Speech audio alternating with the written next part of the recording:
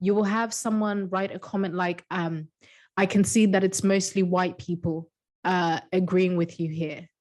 Then it makes me think, hold on. So, because on average, my comments are about 400, and about, let's say, 15,000 people liking the post. So have you gone through every single person to see if they're white?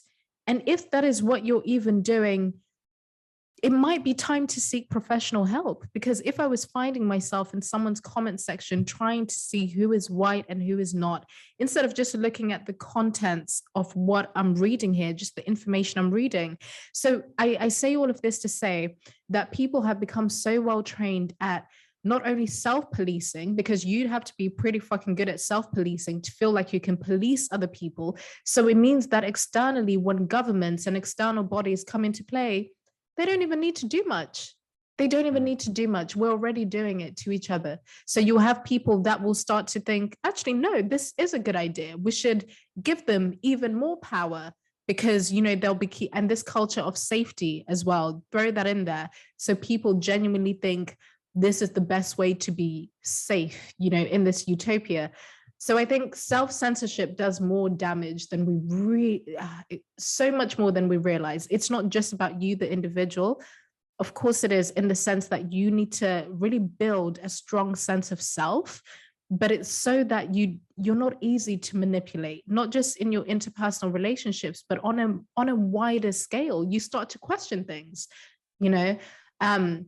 So that's why I bang on about it so much, because there's a ripple effect there. Well, I've definitely had similar comments, and the insinuation, it's sinister. It's basically something along the lines of, oh, because the vast majority of your audience is white, you're selling out your people to make money. And I can guarantee you there's much more money in me going on TV and talking about how Australia is racist to me. I can For almost sure. certainly guarantee you there's more money in that. You want to look at my bank account, all right? There's not that much money in this. So I find that extremely frustrating. But at the same time, I think they're in the cult. And again, maybe their intentions probably are, look, I want to make sure that this person is aware that they are peddling potentially dangerous ideas and stoking flames that need not be stoked.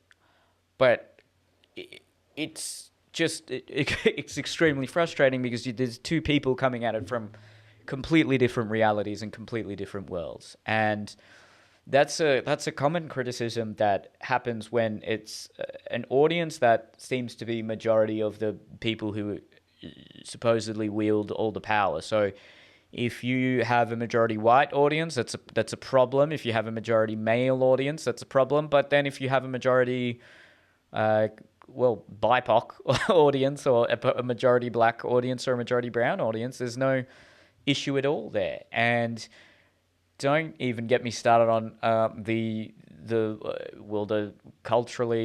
cultural sabotage or woke elements of the Indian diaspora, because it's contradicting points of criticism that have come at me. So if I make jokes about Indians that rely on certain stereotypes, whatever it may be, cab drivers or delivering Uber Eats, then I have internalized racism and I'm seeking white validation. So I'm seeking to make white people laugh so that I can, climb that social ladder, and I'm throwing my race under the bus. This is apparently, and I did a show a couple of years ago, a TV show, and I was an Uber driver on there, but then every other person on that show was also a racial stereotype, and that, in my mind, I justified saying, well, hang on a minute, everyone here is a stereotype, so why are you coming at me? But then the other criticism that seems to come is that, brown people who never talk about being brown are trying to be white, and they're trying to whitewash their heritage and their culture.